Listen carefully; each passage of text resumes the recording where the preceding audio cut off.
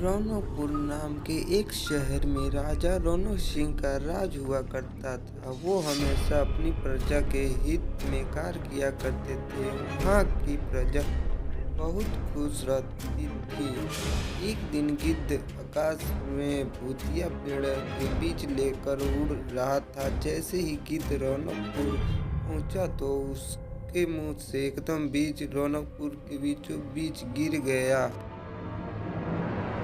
बीज भूतिया था, इसलिए अगले ही दिन वो पौधा बन गया। वहाँ के स्थानीय निवासियों ने जब पौधे को देखा तो हैरान रह गए, क्योंकि पौधे का रंग काला था। बाद में लोगों के आपस में चर्चा की और यह समझा कि खेत में उगने वाला कोई घास पात या वनस्पति होगी।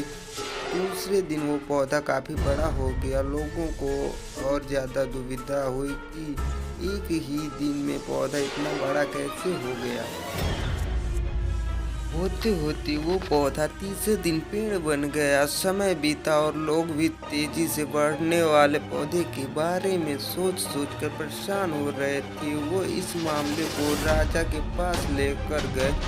ऐसे जादुई पौधे का प्रचार करने ही राजा तुरंत उस जगह पर पहुंच गए। राजा को जैसे ही पता चला कि एक काले रंग का पौधा 3 दिन में पेड़ बना है, वो भी उस पेड़ को हैरानी से देखने लगे। राजा उस पेड़ के पास चौथे दिन पहुंचे थे और तब तक पेड़ और बड़ा हो चुका था। वो इतनी तेजी से फैला था कि किसी को यकीन नहीं हो रहा था। राजा समझ गए थे कि का रंग काला है, इसमें जरूर कुछ जादू टोना होगा। इसी सोच के साथ राजा ने घोषणा कर दी कि जो भी इस पेड़ को खत्म करेगा उससे वो इनाम के तौर पर 1000 सोने के सिक्के देंगे।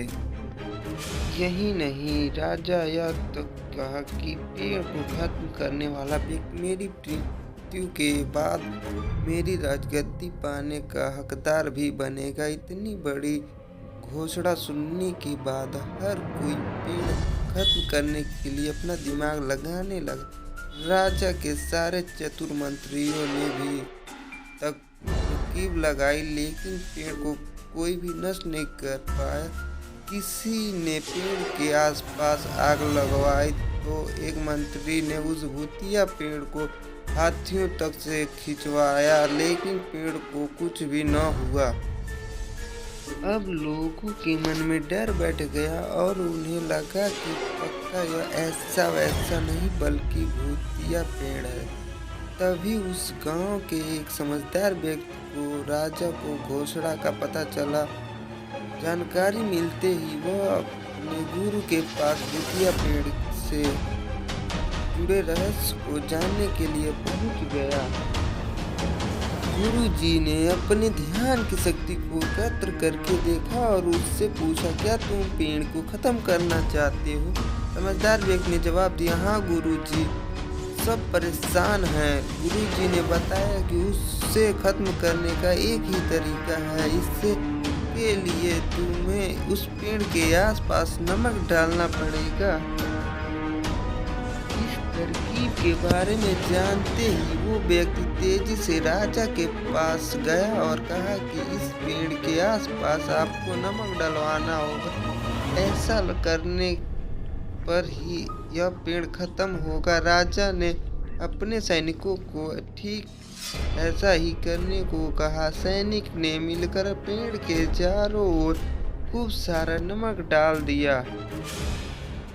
नमक डालने के एक दिन बाद ही पेड़ का आकार कुछ कम हुआ। होते होते 5वें दिन तक पेड़ एकदम छोटा हो गया। उसके बाद गलकर वो गायब ही हो गया। उस व्यक्ति की तरकीब काम कर गई और राजा ने खुश होकर उससे इनाम ही 1000 सोने की मोहर पहले दी। उसके बाद एक पत्र दिया जिससे लिखा था कि वो राजा के मरने के बाद उनकी गद्दी को संभालेगा। वो समझदार व्यक्ति खुश होकर अपने घर चला गया।